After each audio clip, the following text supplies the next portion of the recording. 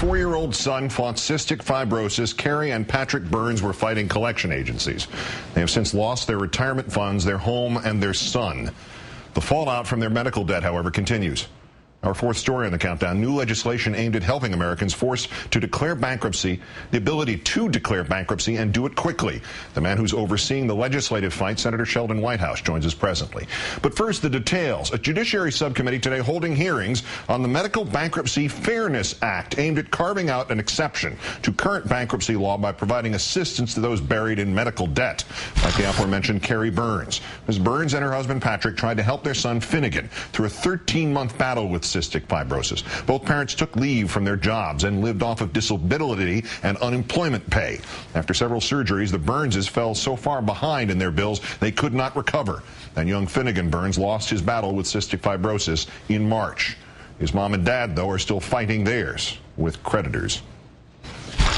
In order to file bankruptcy, we needed a $250 retainer and a $1,300 filing fee. We actually had to borrow the money in order to officially go bankrupt.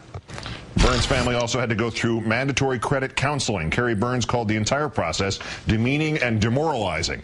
At odds with the proposed legislation, the ranking Republican, Jeff Sessions of Alabama. Senator Sessions opposing the elimination of an income-related test for medical debtors. His point, requiring people above the median income to pay back something is not unfair. But if they do have high incomes,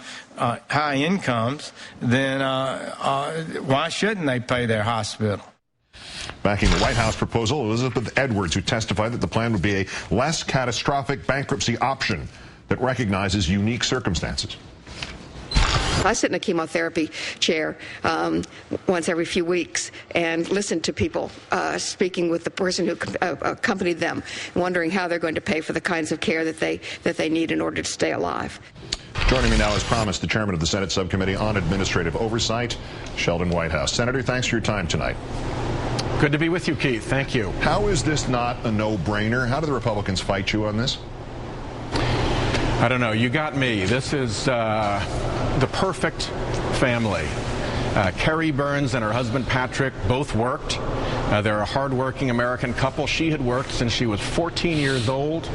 They had a baby boy. They had health insurance. Everything looked ideal. And then comes the diagnosis that their little boy has cystic fibrosis, and the nightmare of all that medical care and ultimately losing their son begins. And on top of that gets piled on the nightmare of dealing with our broken health care system and of dealing with a bankruptcy system that treats them as if they were crooks, as if they were there to abuse the system. And we're not, nobody's asking, and you're not proposing a bailout for each of these families, to use the appropriate term. You're asking simply to make what is an ugly and life-changing process, in addition to the horror that they've gone through, an ugly and life-changing process of bankruptcy, just a little bit faster and a little kinder. Is that essentially what you're asking?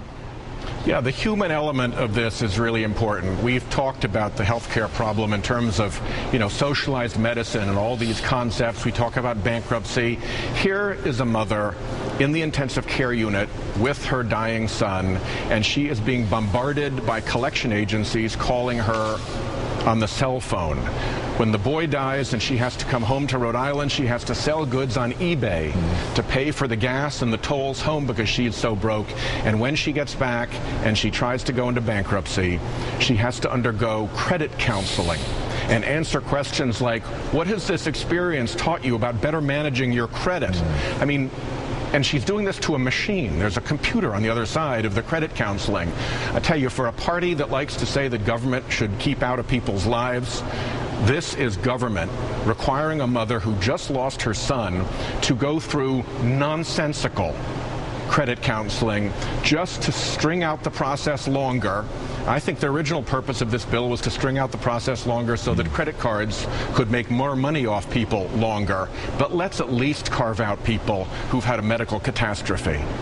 Do you sometimes feel, Senator, that when you see such obstinance, you know, the human condition you mentioned, when you see the disconnect from that, from the simple humanity of a situation like this, and so many other hundreds, thousands of other cases exactly like the Burns family, do you want to ask the folks who are opposing you here, like, you know, have you ever been sick? Have you ever thought about how much worrying about paying would make it more difficult to get better? Yeah, and I think one of the things that we've tried to do on the Senate floor is to bring as many of these personal stories forward to the American public, because this healthcare fight is not a fight about concepts. It's not a fight about ideologies.